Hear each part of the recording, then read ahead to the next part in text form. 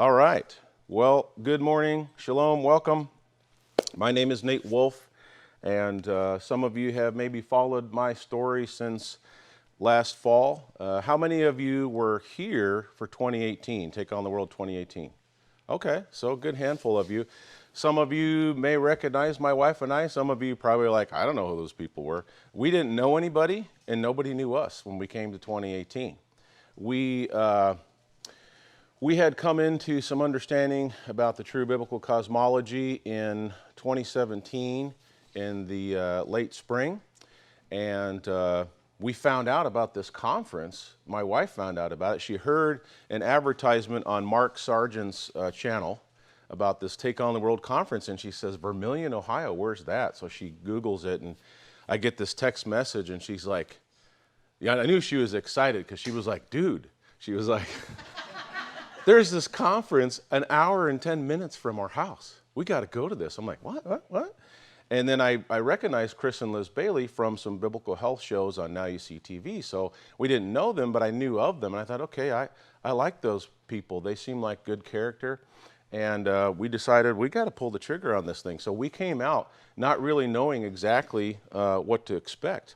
And I'll save the rest, really, because I'll be sharing that testimony tonight on the main stage. I think I'm scheduled for 7:30 to 8, but we'll see how the schedule goes. But for those of you who do know about my situation and have prayed for me, my family, my ministry, messaged me online, watched my videos, subscribed to my channel, and you're sitting in here this morning, I want to say thank you so much. It has been the most difficult year of our 27-year marriage, not because we don't like each other anymore, but because this has been a very challenging year for our family.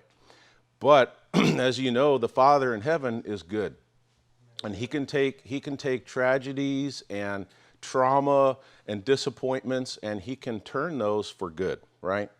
Romans 8:28 and so many other scriptures. So we feel like we're like that plane that had a rough takeoff, and we've been in turbulence for maybe an hour or two with your seat, cinched up, and you're wondering if you're going to make it. And now it's kind of like, all right, things are just a little bumpy here and there, but things are smoothing out. So I want to say thank you so much for the support. Synchronize my watch here. I want to share finding your way on the flat earth. What is that? This is what I came up with. Originally, I was going to do more of just a straight up biblical cosmology. Here's some verses, here's some things to consider. I talked to Chris, and he's like, Nate, you and your family have so much experience this last year in dealing with pressure, dealing with attacks, spiritual attacks, physical attacks. Your whole world has been literally has been turned almost upside down for these truths that you are standing for. And so I said, you know what? I want to share some encouragement, some information, and I will be looking at some scriptures with you. But let me tell you, first of all, what this lesson is not about. It's not about how we physically travel on a fixed, immovable plane. Some of you are old enough to know the Planes, Trains, and Automobiles movie. So maybe you look at me and you kind of think of maybe John Candy or something. I don't know. Oh, I'd rather be John Candy than Steve Martin. He's kind of a goofball. But what this is about is navigating life as a follower of the Most High, as a flat earther. Now, I realize that in a group this size, not all of you may be convinced flat earthers, and that's okay. But I hope if you're not, you're obviously, if you're here, you're taking a serious look at things at a minimum. And I hope that this presentation will at least give you a window into what a lot of us experience. I don't want it to scare you off, but there is ideas in Scripture about counting the cost. What is it going to take to be a disciple of Jesus, of the Messiah, but also standing up for truth in general. So we're going to talk about standing up for truth, and then I'm going to talk a little bit about relationships, ministry and calling, spiritual warfare, and so we'll see about that. And hopefully they'll turn the air on, so I'm just going to faint. So let's do this. Again, I'm going to do my testimony tonight, but just in brief, in case you're not really sure who I am and what's going on. I got flat smacked by the Bible, and specifically by some scriptures in Robbie Davidson's documentary, The Global Lie. I don't know if any of you have seen The Global Lie, and I didn't even know what it was. I was studying for a lesson I was going to give for a church in Michigan on the flood, whether the flood was a worldwide event or a local event, and I was of the worldwide persuasion. And I got done with my study, and so I said, well, I'll go to YouTube and see if there's any good videos on the flood. I watched a couple videos, and then all of a sudden in the sidebar, this is when they weren't, messing with all the algorithms and, giving you all the junk or hiding the good stuff, but the good stuff was just popping up on the side, and there was this thumbnail, The Global Lie. And I was like, wow. That year I'd done some sermons about Satan and his influence in the world, and I had just felt this burden about deception and truth. And so when I saw The Global Lie, I'm like, I got to know what this global lie is. So I clicked on that, and down the rabbit hole I went, and then my wife followed quickly afterwards, and then all four of my kids followed. So we are a flat earth family. We may have some little differences of thoughts on things. But then we came to take on the World 18. We didn't know anybody. Nobody knew us. We didn't know what to expect. And we were blown away. We were blown away by the people. We were blown away by the topics. And as you know, 30 speakers, 70 plus topics, we could only go to maybe 20% of everything. But just that taste that we got, we just knew that there was a reason for why we needed to be at this conference. And at the end, Sunday night, we actually had to cut out early because we had to drive an hour and 15 minutes back home. We didn't have accommodations out here. And so we were going to have to drive home at Sunday night when you're tired after several days of a conference and your brain is fried, and you're just like, I just want to go to bed, and sleep on this for a few days. And so my wife says, well, what does all this mean? What are we going to do with this? I said, well, we need to pray about this. So we prayed.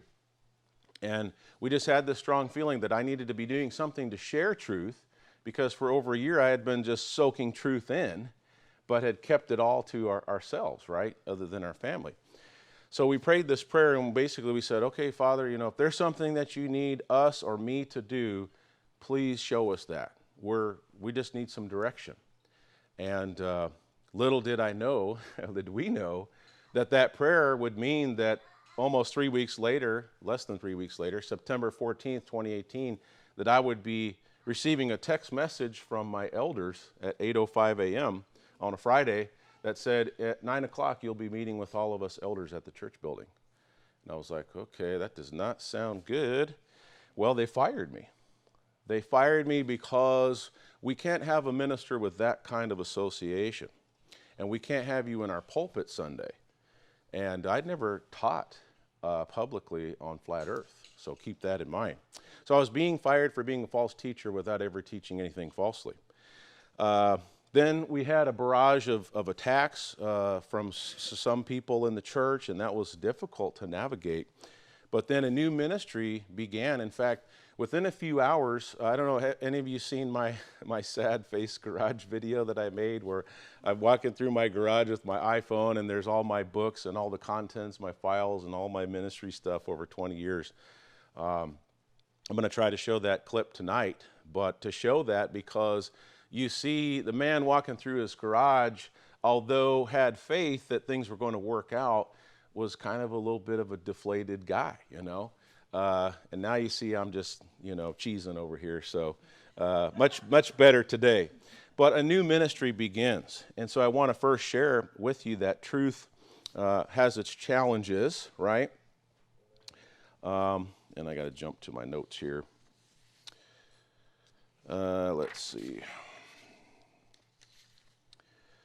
So when we come to unpopular truths can be a challenging experience for all of us. And this is whatever truth is unpopular. It doesn't even have to be flat earth or anything like that.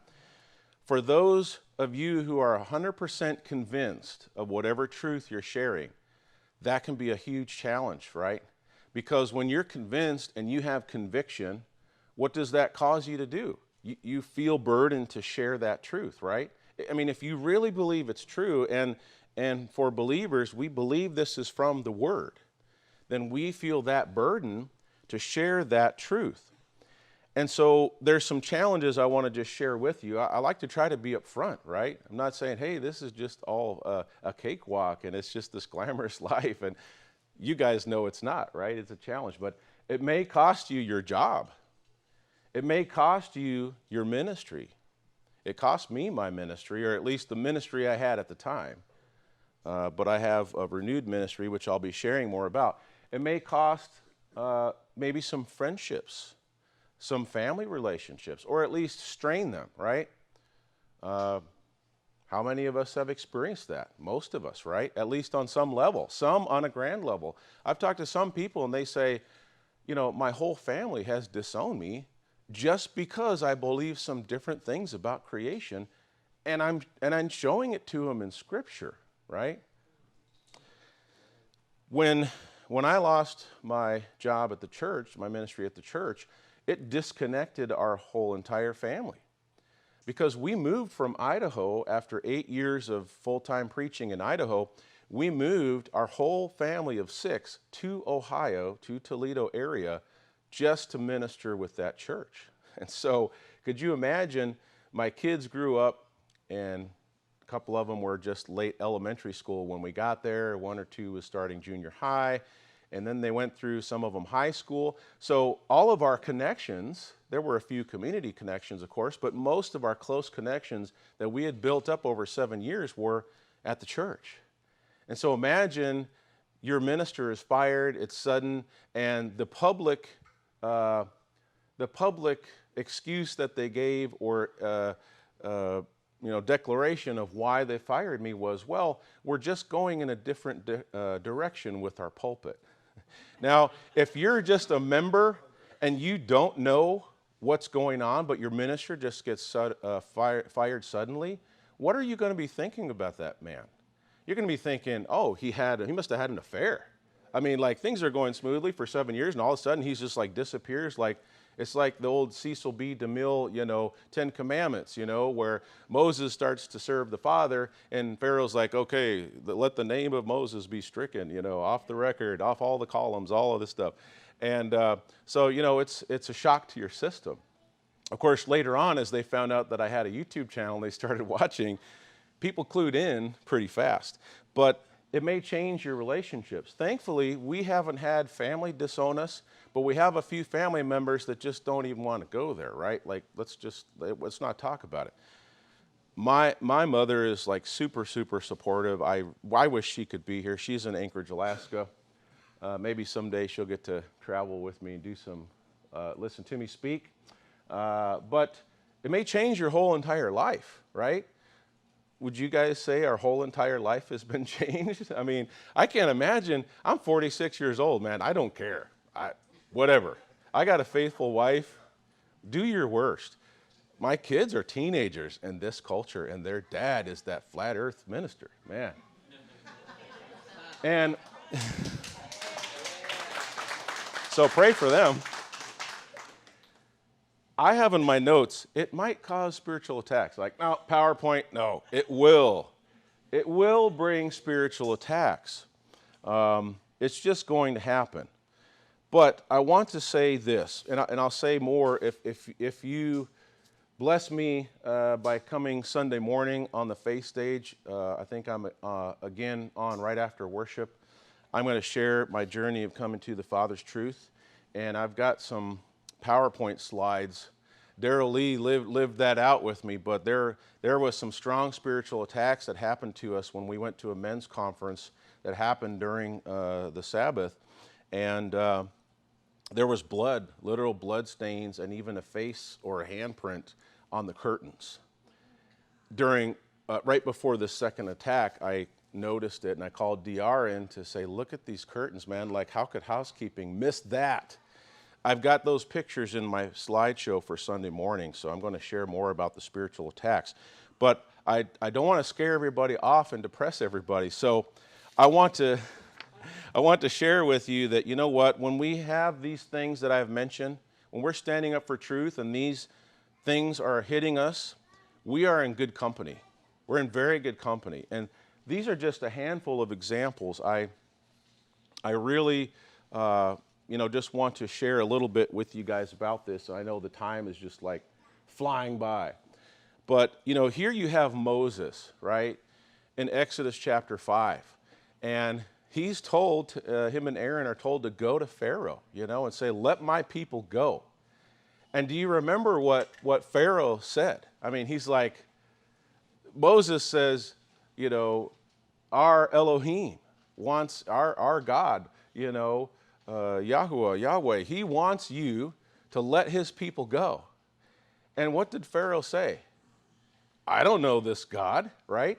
Now, why would Pharaoh say something like that? Do we realize who Pharaoh was? Pharaoh, in the eyes of everybody on the earth at that time, was a god, right? In fact, the Egyptians believed that Pharaoh was God in the flesh. He was Ra's, the sun god. Ra was the sun god, that he was supposedly the most high, right, deity. But Pharaoh was supposedly Ra's incarnate physical son. So you are approaching I guess what would have been considered the God on earth at the time, the most powerful nation.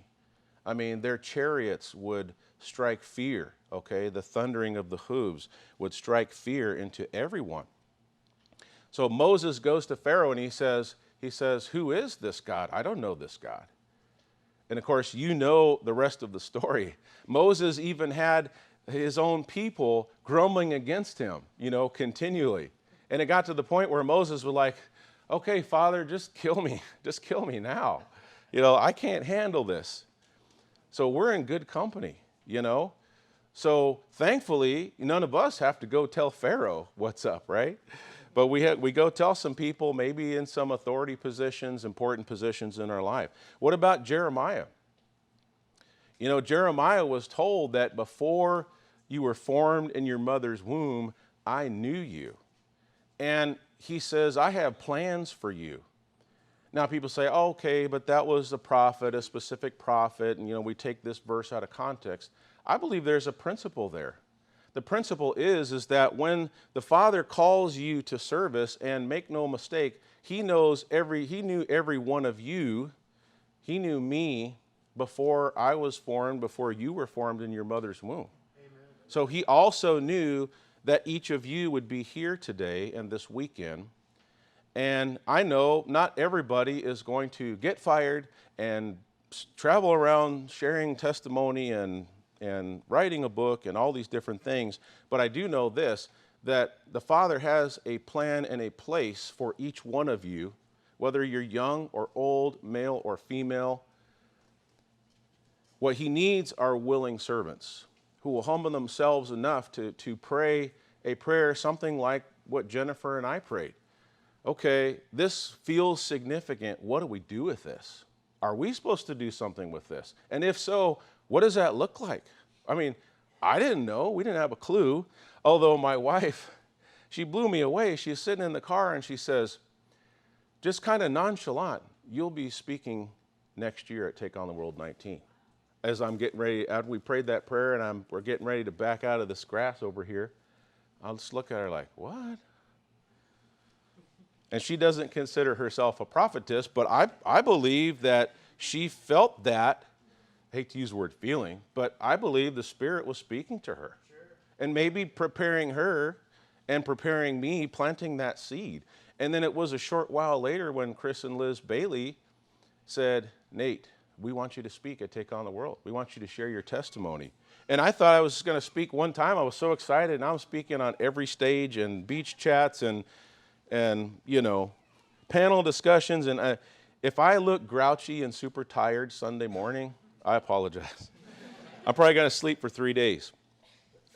We don't have time for this lesson, but Lamentations chapter 1, the first 16 verses, Jeremiah weeps and laments over Jerusalem.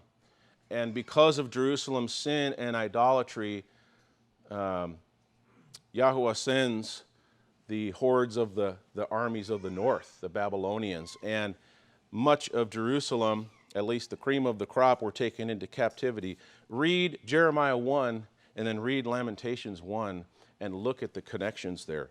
But we're in good company because Jeremiah was told, you're going to be my spokesman to the nations. He didn't just say Israel, he said to the nations, right? To kings and authorities. And the Father was straight up with Jeremiah. He said, they're going to fight against you. But here's the promise.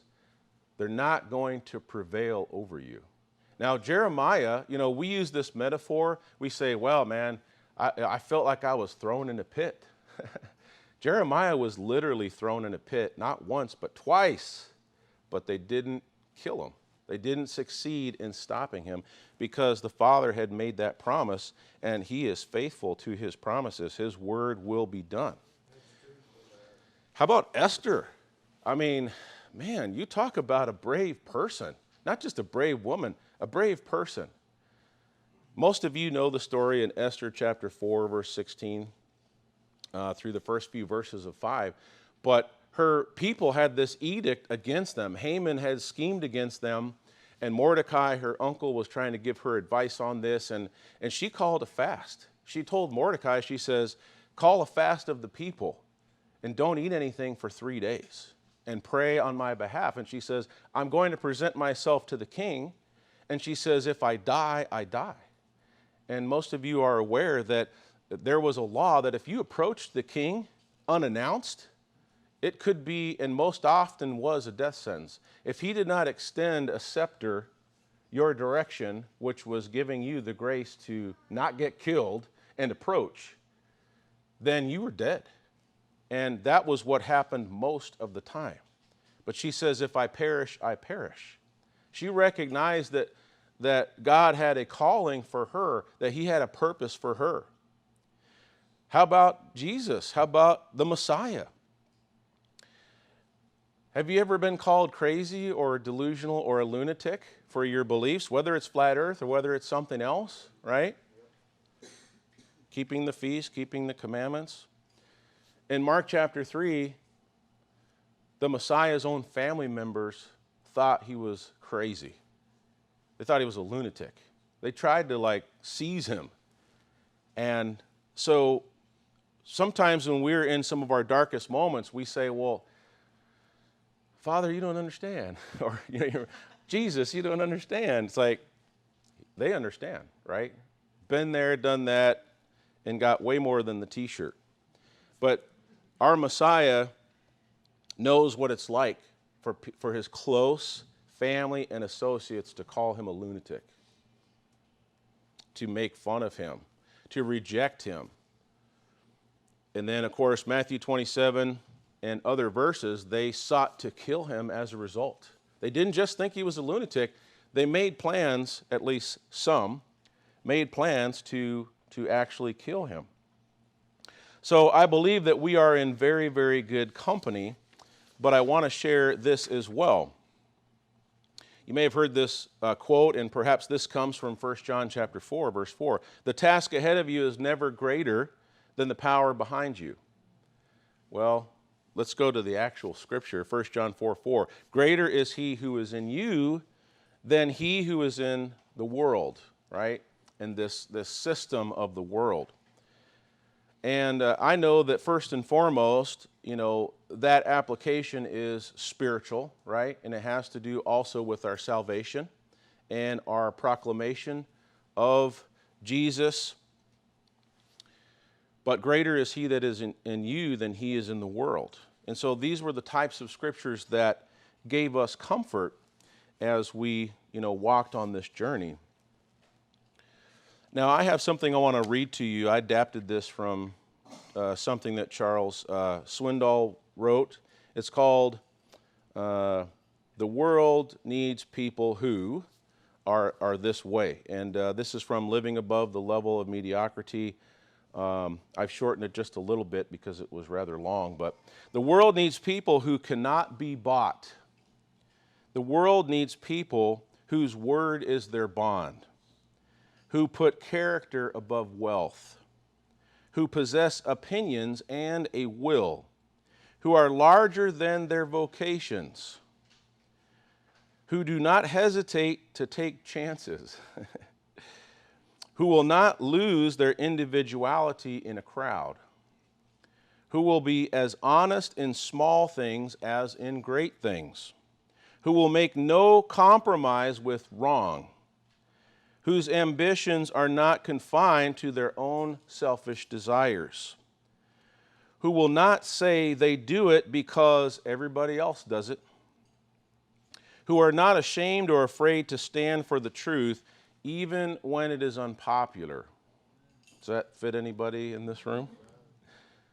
Who can say no with emphasis, although all the rest of the world says yes. Now, I know this is a real, upfront look at, finding our way on the flat earth.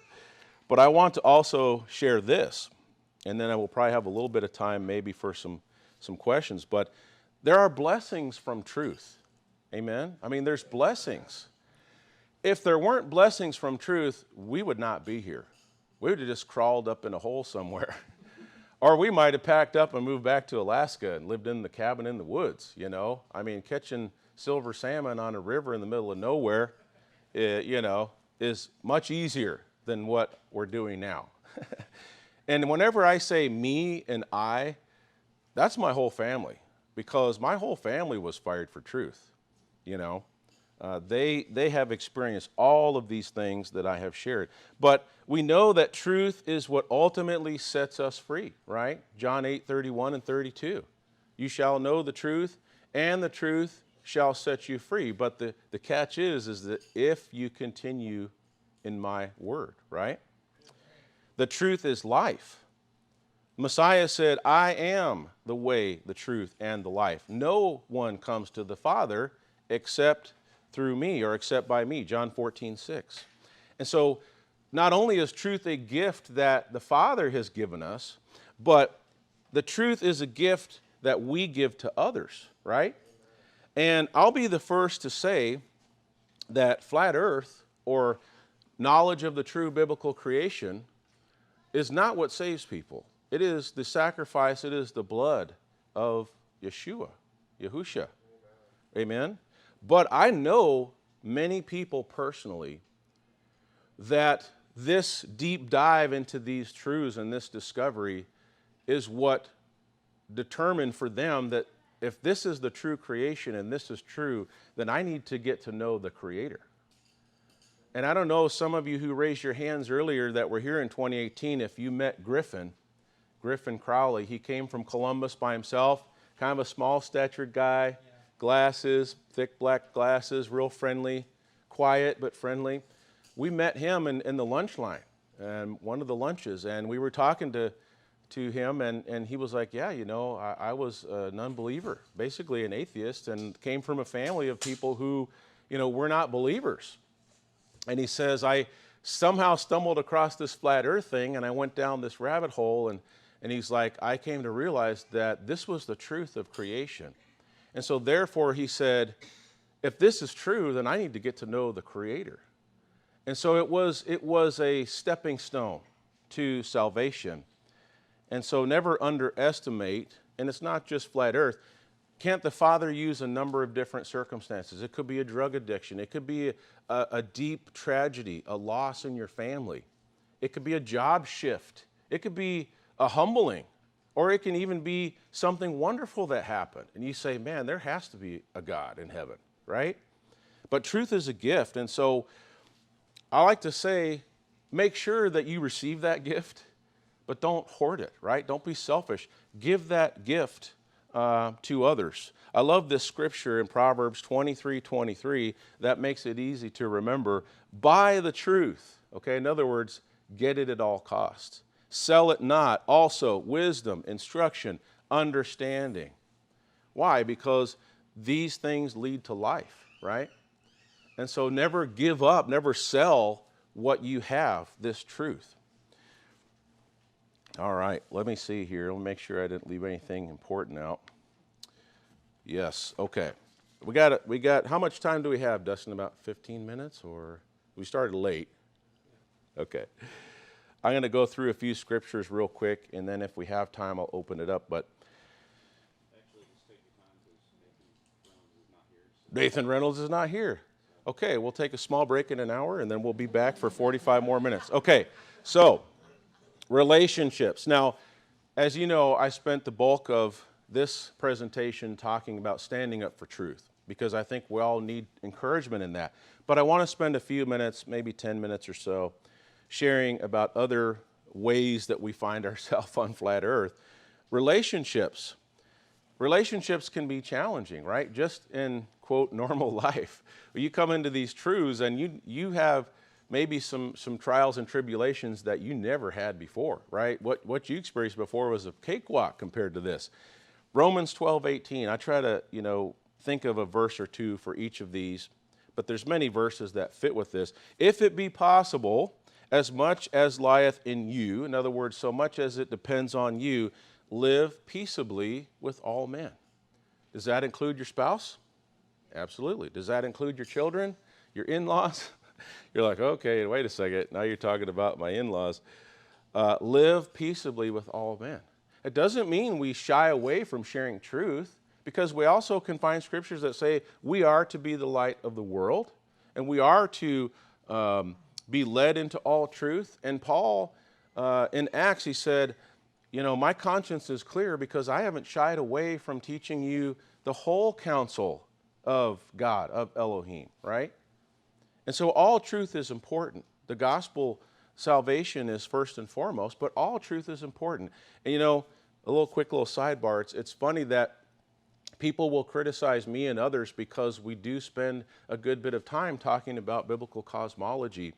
But almost everybody has something that specifically they have felt called to speak about or to share about.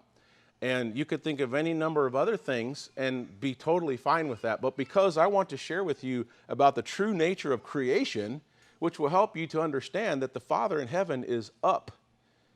And he's not at the edge of some ever-expanding galaxy in some weird dimension that we can't understand. He is right above us. How far? I don't know. Is it 2,000 miles, 3,000 miles? Is it 100 miles? I don't know.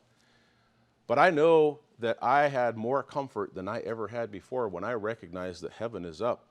And when you look in the scriptures, he's looking down. The angels are coming down. Jesus came down and Jesus went back up. So that gives me great encouragement. But we need to try to be at peace.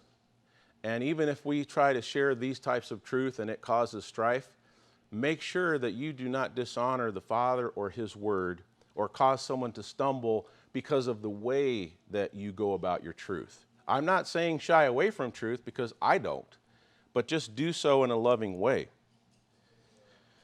Ministry and calling, again, this one I want to make sure I got up there. Before I formed thee in the belly, I knew thee, and before you came forth out of the womb, I sanctified thee. I set you apart.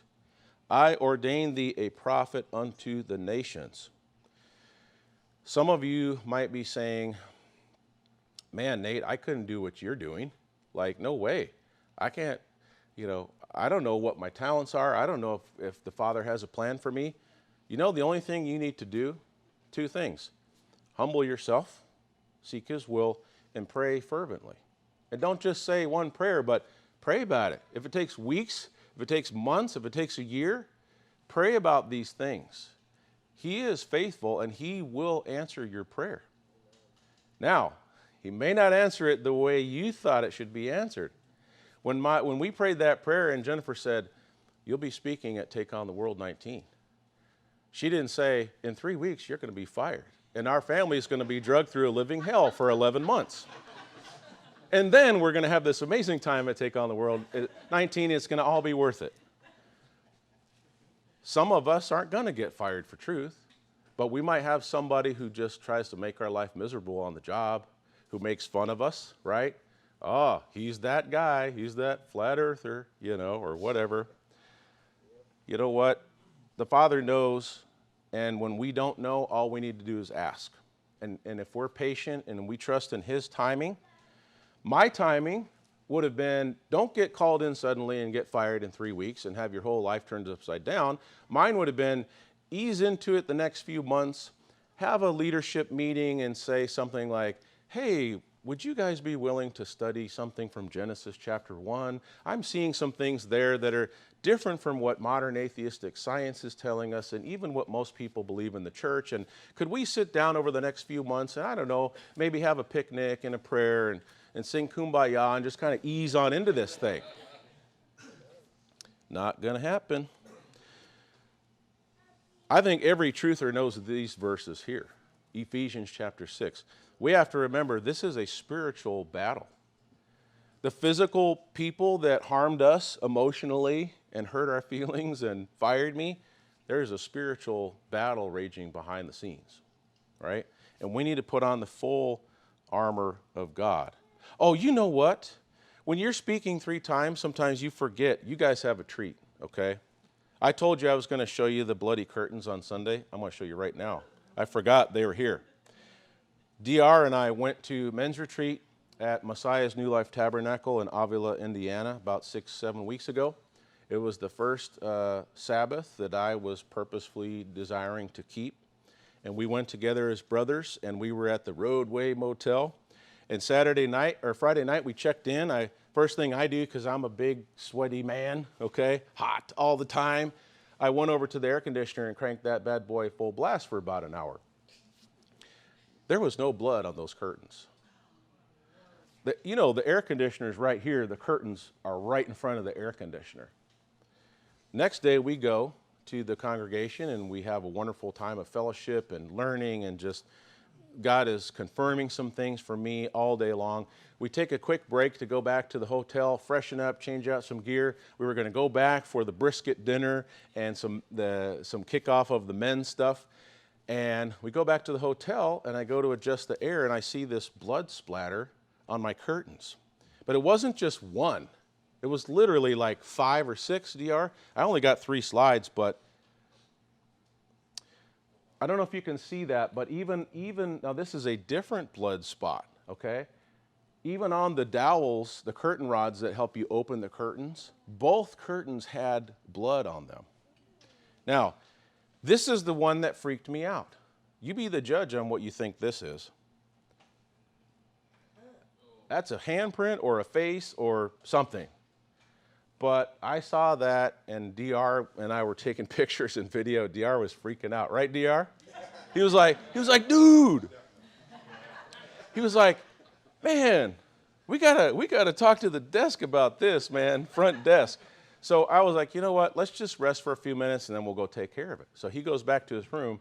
I pray for a little bit, and I'm thinking about the day and processing a lot of these confirmations. And all of a sudden, I start to have another attack.